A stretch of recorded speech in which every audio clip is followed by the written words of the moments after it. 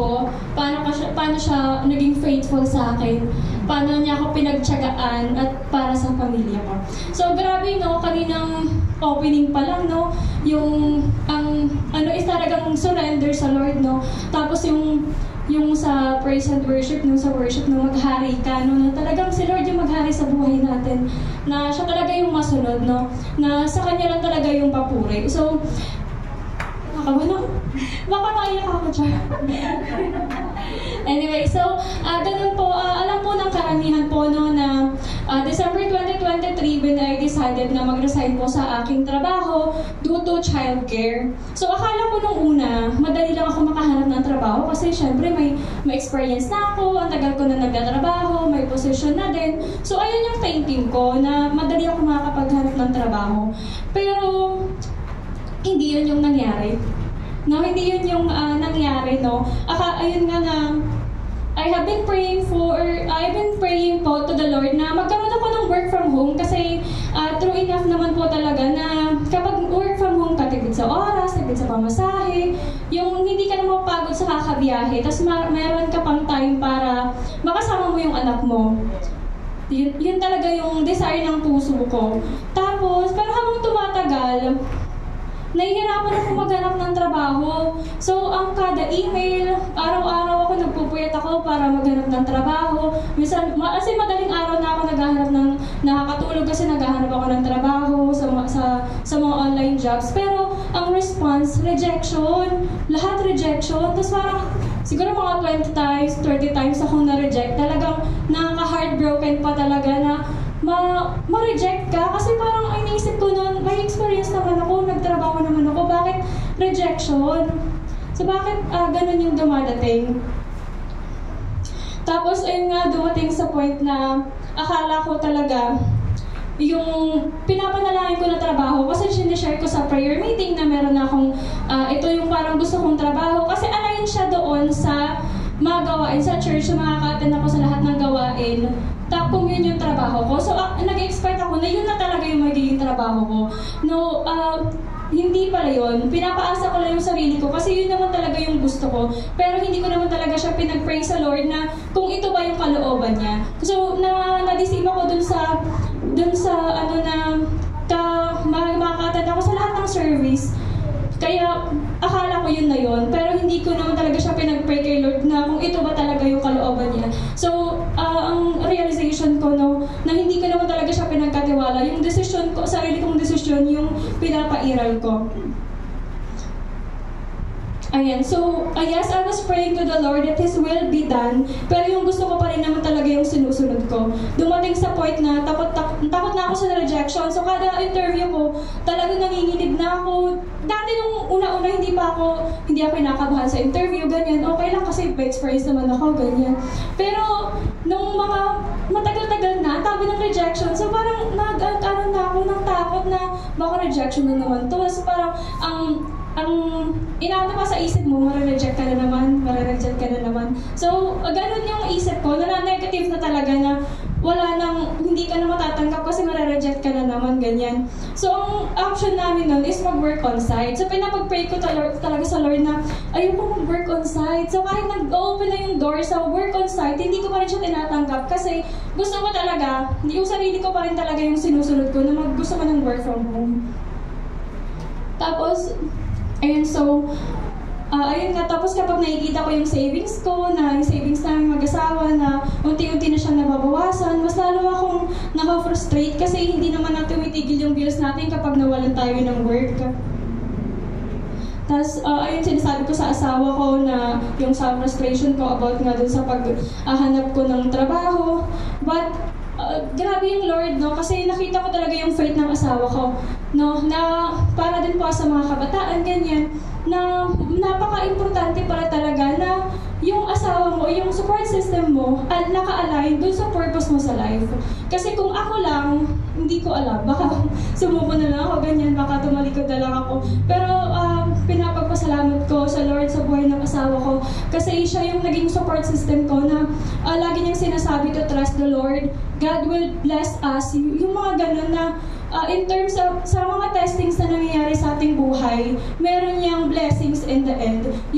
Kailangan mo lang mag-stand firm, kailangan mo lang magtiwala sa Kanya, at talaga yung faith mo talaga, yung confidence mo is talagang nasa Lord. Tapos, ayun nga, yung sa one time, yun pa, dumating sa point na kasi nga sobrang broke na ako, sobrang nasasaktan na ako kasi ang tagal, dumating ng 6 months no, na wala akong trabaho.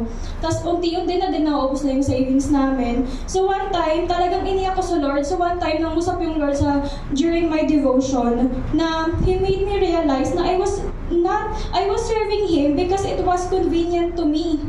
No? Kasi life was so good before, no? Life was so good. I had job, I had savings, no? Okay, yung pamilya ko, na-provide namin yung pangailangan ni Isakar. Lahat, as in, life was so good to me before, no? Tapos, pero I was wrong pala, no? Because I was praying to give me a heart, no? Before, ayun nga, pinapanalangin ko, to give me a heart that will really surrender to Him. To really surrender na lahat na, ang nalala ko nung nag-devotion ako, di ba yung panalangin mo, surrender mo yung puso mo?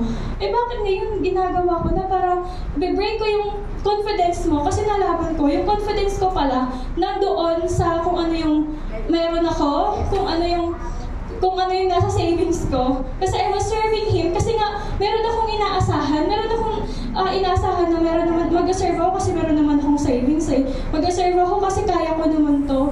Yun pala yung confidence ko, nandun pala. No, little did I know that my confidence was really on my savings and para sa aking sarili. Ayan, so during my devotion, ayun, I cried talaga, tsaka I surrendered everything talaga sa Lord. And true enough, you will have peace. Kapag surrender mo talaga sa lahat, magkakaroon ka ng peace sa puso mo. Kasi mawala na yung mga isipin mo, ganyan. Tapos habang devotion ka, yung mga words niya pa, hindi ka niya iniwan, hindi ka niya pababayaan. Tapos nagkaroon pa ng no time kay Pablo kasi hindi mo tayo. So kay Pablo, no, sobrang dami niyang pinagdaanan, pero he continued the race. Ayan, so true enough po, nagkaroon ng peace at tinanggap ko ay yung work on-site na trabaho kasi may nag-open naman talagang door para sa akin sa on-site. Yun nga yung sa trabaho ni Kuya Daryl, which is hindi ko nga din siya inaasahan kasi hindi pa naman initial interview, tapos diretso final na ako, tapos nag-assessment ako, hindi pa ako natanggap. Failed pa ako dun sa assessment. Tapos nagulat ako, nag-email ulit sila, nire-profile ako. Which ayoko nga siya, ma-profile ako kasi kapag tinanggap ko yun, wala na ako magagawa on-site na talaga. So, hindi ko siya tinanggap. Tapos, mga after few weeks, nag-email na naman sila, tanggap na ako. Hindi ko naman nga pinupurso, hindi ko nga to ina-expect to, tinanggap ko. So, dahil nga nangusap yung Lord sa akin nung nag-devotion ako, na talagang isurrender na sa Kanya. So, tinanggap ko ng buong puso, inisip ko na mag-on-site na ako, nagpa-medical na kami, nag-commute na kami kung magagastos namin kapag nag-commute ako. So, talagang ready na. Sinurrender ko nga yung puso ko kay Lord at tinanggap ko na mag-on-site ako, ganyan. Nakahanda na ako physically, mentally na mag-on-site ako. Pero grabe yung Lord. Yung inaantay niya lang pala talaga, yung pag-surrender ko. Yes. No? Kasi kung sinurrender ko sa Lord, yung mga gusto kong mangyari, tapos nung pinag-pray ko nga na ito yung plano ko, Lord. Hindi na pa talaga, dati kasi ito yung plano ko, Lord, aprobahan mo. Hindi pa, ganun pala ako dati, no? Nung talagang sinabi ko sa Lord na yun nga yung gusto ko, pero hindi na yung kalooban ko yung mangyari. Yung kalooban mo na. Kasi true enough po, nung nag-surrender ko po siya, God opened doors para sa work from home. No? Grabe. Tapos nang sinabi ko sa asawa ko, parang ito na yun talaga. Kasi tinanggap ko na yung on-site, nagpa-medical na ako. Ngayon nga, nag-email pa nga din sila kasi dinecline ko na yung position na ino-offer nila sa akin. Kasi nag-start na ako mag-work from home nung 1st of June. Nung first week ng June. So, God really opened doors and God gave me the desire of my heart. If you really truly surrender to Him, yun lang na parang yun lang pala ang inaantay ng Lord na talaga mag-surrender ako sa Kanya, na hindi ko yung pilit yung gusto ko. Kasi kahit naman yung yun yung kalooban ng Lord. Pero kung ways mo, hindi pa rin talaga niya ipagkakaloob. So kailangan doon ko masalang naintindihan na God is talagang malapit sa mga broken heart. No, na God will really break you kung sa tingin niya o nakikita niya na hindi naman talaga siya yung sinasamba mo, yung confidence mo nasa sarili mo. No, nalaman ko yun nung nawala na yung savings namin, wala akong trabaho, ganyan, na talagang wala ka nang ibang aasahan kundi ang Diyos. So wala ka na talagang ibang pagkakatiwalaan kundi ang Diyos. No, ayun yung testimony ko po. Tapos, sobra pang magbigay ng blessing ng Lord. Grabe. Are you ready, sir? Tapos, grabe naman po. Tapos, ngayon po. Ayun po. Talagang, ayun po, talagang, sa trabaho ko naman po ngayon talagang, okay naman po. Tapos, talagang bibigyan ka ng strength ng Lord sa bago mong trabaho. Ngayon po kasi inaaral ko pa po siya. Pero, grabe naman po talaga kasi hindi ko na-expect na talagang yung pag-welcome sa akin ng trabaho yun is open. No? Kasi kapag sa on-site ganyan or kapag sa mga call center, medyo makikita mo na hindi ka welcome or meron silang circle na hindi ka pwede doon, ganyan. Pero sa bago kong trabaho ngayon, ang gaan. No? Mararamdaman mo talaga no, yun yung will ng Lord. Mararamdaman mo na doon yung presensya ng Lord. Mararamdaman mo na talaga yun yung blessings ng Lord. Tapos sa inyo yung sobra-sobra pang biyaya, no? Kasi ang hinihiling ko lang naman talaga sa Lord na magkaroon ako ng trabaho. Pero God bless us. Second baby po. Meron ako yung second baby.